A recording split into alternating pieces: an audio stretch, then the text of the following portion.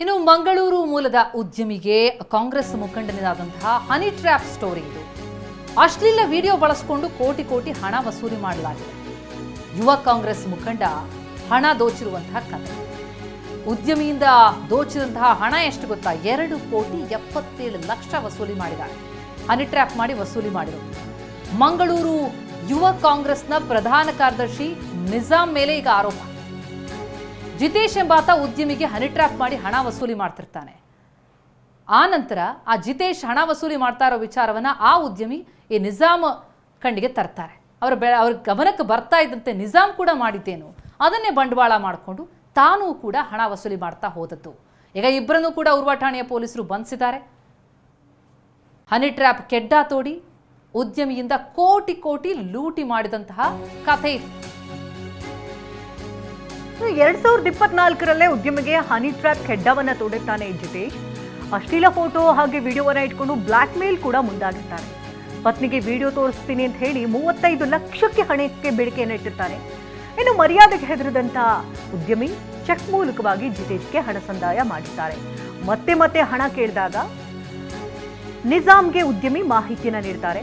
ಯುವ ಕಾಂಗ್ರೆಸ್ ಮುಖಂಡ ನಿಜಾಮ್ ಆತನ ಆಪ್ತೇಷ್ಟನಾಗಿರ್ತಾನೆ, ಜಿತೇಶ್ ಆಪ್ತೇಷ್ಟ. ಹಾಗಾಗಿ ಆತನಿಗೆ ಮಾಹಿತಿಯನ್ನು ನೀಡುತ್ತಾರೆ. ಆದರೆ ಜಿತೇಶ್ ಜೊತೆಗೆ ಸೇರಿಕೊಂಡು ಉದ್ಯಮಿಗೆ ನಿಜಾಮ್ ಬ್ಲಾಕ್ ಮೇಲ್ ಮಾಡೋದಕ್ಕೆ ಶುರು ಮಾಡ್ತಾನೆ.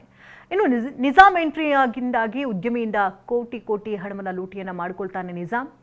ಜಿತೇಶ್ ಹಾಗೂ ನಿಜಾಮ್ ಇಬ್ಬರೂ ಕೂಡ ಒಂದೇ ಕೊಠಡಿಯಲ್ಲಿ ವಾಸವಾಗಿರ್ತಾರೆ. ಹಾಗಾಗಿ ಇಬ್ಬರಿಗೂ ಕೂಡ ಚೆನ್ನಾಗಿ ಪರಿಚಯ ಇರುತ್ತೆ. ಜಿತೇಶ್ ಯಾವಾಗ ಉದ್ಯಮಿಗೆ ಬ್ಲಾಕ್ ಮೇಲ್ ಮಾಡೋದಕ್ಕೆ ಶುರುವಾಗ್ತಾನೋ, ಈ 35 ಲಕ್ಷ ಹಣ ಸಂದಾಯ ಮಾಡಿದ ಮೇಲೂ ಹಣಕ್ಕೆ ಯಾವಾಗ ಬೇಡಿಕೆ ಇಡ್ತಾರೆ, ಆಗ ನಿಜಾಮ್ಗೆ ಒಪ್ಪಿಸ್ತಾರೆ ಉದ್ಯಮಿ.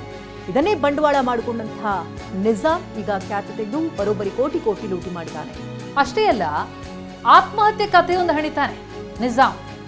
ಆ ಹನಿ ಟ್ರ್ಯಾಪ್ ಮಾಡಿದಂತಹ ಜಿತೇಶ್ ಇದಾನಲ್ಲ, ಆತ ಆತ್ಮಹತ್ಯೆ ಮಾಡ್ಕೊಂಡ್ಬಿಟ್ಟ. 2024ರ ಮೇ ತಿಂಗಳಲ್ಲೇ ಆತ್ಮಹತ್ಯೆ ಮಾಡ್ಕೊಂಡಿದ್ದಾನೆ. ಡೆತ್ ನೋಟ್ನಲ್ಲಿ ನಿಮ್ಮ ಹೆಸರು ಬರೆದಿಟ್ಟಿದ್ದಾನೆ ಅಂತ ಕತೆ ಕಟ್ತಾನೆ ನಿಜಾಮ್. ಆ ಕತೆ ಹೇಳಿ, ಆ ಕತೆ ಸಾಬೀತು ಮಾಡೋದಕ್ಕೆ ಅಂತ ಹೇಳಿ ಜಿತೇಶ್ ನೇಣಿಗೆ ಶರಣಾದ ರೀತಿಯಲ್ಲಿ ಅಂತ್ಯಕ್ರಿಯೆ ಫೋಟೋ, ಆ ಆತ್ಮಹತ್ಯೆ ಕತೆ ಸೃಷ್ಟಿ ಮಾಡಿ ಕೇಸ್ ಹಾಕಿಸಿ ಜೈಲಿಗೆ ತಳ್ತೀನಿ ಅನ್ನುವಂಥ ಬೆದರಿಕೆಯೊಡ್ಡಿ ಕೋಟಿ ಕೋಟಿ ಹಣ ಲೂಟಿ ಮಾಡೋದು. ಜೈಲಿಗೆ ಹೋಗೋದನ್ನ ತಪ್ಪಿಸೋದಕ್ಕೆ ಕೋಟಿ ಕೋಟಿ ಹಣವನ್ನು ಕೊಡ್ತಾ ಹೋಗ್ತಾರೆ ಆ ಉದ್ಯಮಿ.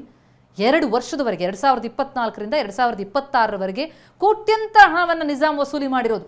ಭಯ ಮರ್ಯಾದೆಗೆ ಹೆದರಿ ಕೇಳಿದಷ್ಟು ಹಣ ಕೊಡ್ತಾ ಹೋಗ್ತಾರೆ ಉದ್ಯಮಿ. 2 ವರ್ಷಗಳ ಕಾಲ 2,77,00,000 ಹಣವನ್ನು ಕೊಡ್ತಾ ಹೋಗ್ತಾರೆ ಉದ್ಯಮಿ. ಈತ ತಾನು ಪ್ರಭಾವಿ ಅಂತ ತೋರಿಸ್ಕೊಳ್ಳೋಕ್ಕೆ ಹಲವು ಫೋಟೋಗಳನ್ನು ತೋರಿಸಿ, ಜೊತೆಗೆ ಆ ಹನಿ ಟ್ರ್ಯಾಪ್ ಹಾಗೇನೆ ಆ ಜಿತೇಶ್ ಏನಿದ್ದಾನೆ ಆತ ಆತ್ಮಹತ್ಯೆ ಮಾಡ್ಕೊಂಡು ಬಿಟ್ಟಿದ್ದಾನೆ, ಡೆತ್ ನೋಟ್ ಬರೆದಿಟ್ಟಿದ್ದಾನೆ, ನಿಮ್ಮ ಹೆಸರು ಬರೆದಿಟ್ಟು ಡೆತ್ ನೋಟ್ ಬರೆದಿಟ್ಟು ಆತ ಆತ್ಮಹತ್ಯೆ ಮಾಡ್ಕೊಂಡ್ರು ಅಂತ ಹೆದರಿಸಿ ಹಣ ಕಿತ್ಕೊಳ್ಳೋದು.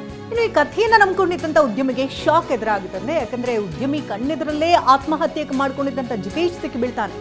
ಜೂನ್ 1ನೇ ತಾರೀಕಿನಂದು ಮಂಗಳೂರಿನಲ್ಲಿ ಉದ್ಯಮಿಗೆ ಜಿತೇಶ್ ಸಿಕ್ಕಿಬೀಳ್ತಾನೆ. ಜಿತೇಶ್ ಜೀವಂತ ಇರೋದನ್ನ ನೋಡಿದಂಥ ಉದ್ಯಮಿ ಶಾಕ್ ಒಳಗಾಗಿದ್ದಾರೆ.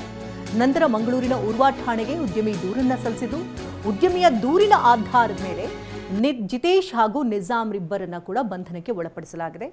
ಮಂಗಳೂರು ಯುವ ಕಾಂಗ್ರೆಸ್ ಮುಖಂಡನಾಗಿದ್ದಾನೆ ನಿಜಾಮ್. ಹಲವು ನಾಯಕರೊಟ್ಟಿಗೆ ಈತ ಫೋಟೋ ಕೂಡ ತೆಗೆಸ್ಕೊಂಡು ತಾನೊಬ್ಬ ಪ್ರಭಾವಿ ಅಂತ ಬಿಂಬಿಸ್ಕೊಳ್ತಾ ಇದ್ದ.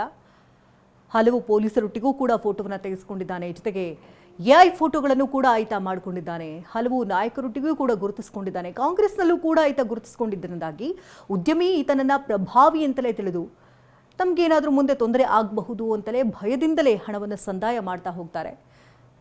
ಹಣ ಸಂದಾಯ ಮಾಡ್ತಾ ಇದ್ದಂತಹ ಸಂದರ್ಭದಲ್ಲೇ ಅಸಲಿ ಸತ್ಯ ಹೊರಬಿದ್ದಿದೆ.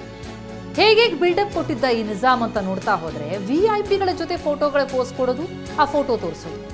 ಹನಿ ಟ್ರ್ಯಾಪ್ ಪ್ರಕರಣದ ಈ ಪ್ರಮುಖ ಆರೋಪಿ ಕಾಂಗ್ರೆಸ್ ಮುಖಂಡ ನಿಜಾಮ್ ಏನಿದ್ದಾನೆ ಮಾಡೋದು ಹೀನ ಕೆಲಸ. VIP-ಗಳ ಜೊತೆ ಫೋಟೋ ಪೋಸ್ಟ್, ಅದನ್ನೇ ಬಂಡವಾಳ ಮಾಡಿಕೊಂಡು ತಾನು ಪ್ರಭಾವಿ ಅಂತ ತೋರಿಸ್ಕೊಂಡು ಹಣ ದೋಚ್ತಾ ಇದ್ದದ್ದು.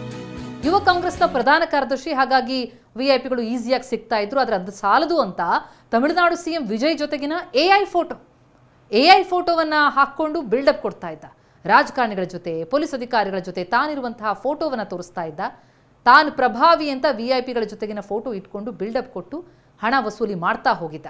2 ವರ್ಷಗಳ ಕಾಲ ಉದ್ಯಮಿಯಿಂದ ಕೋಟಿ ಕೋಟಿ ಲೂಟಿ ಮಾಡಿದ್ದ ಈ ನಿಜಾಮ್. ಆದರೆ ಯಾವಾಗ ಆ ಜಿತೇಶ್ ಬದುಕಿದ್ದಾನೆ ಅನ್ನೋದು ಉದ್ಯಮಿಗೆ ಗೊತ್ತಾಗುತ್ತೋ ಆಗ ಈ ಬಂಡವಾಳ ಬಯಲಿಗೆ ಬರುತ್ತೆ. ಬೆಚ್ಚ ಬಿದ್ದಂತಹ ಉದ್ಯಮಿ ಇನ್ನು ಕೇಳ್ತಾ ಹೋದರೆ ಕೊಡ್ತಾ ಹೋದರೆ ಮುಗಿಯೋದಲ್ಲ ಅಂತ ಪೊಲೀಸರ ಮೊರೆ ಹೋಗ್ತಾರೆ.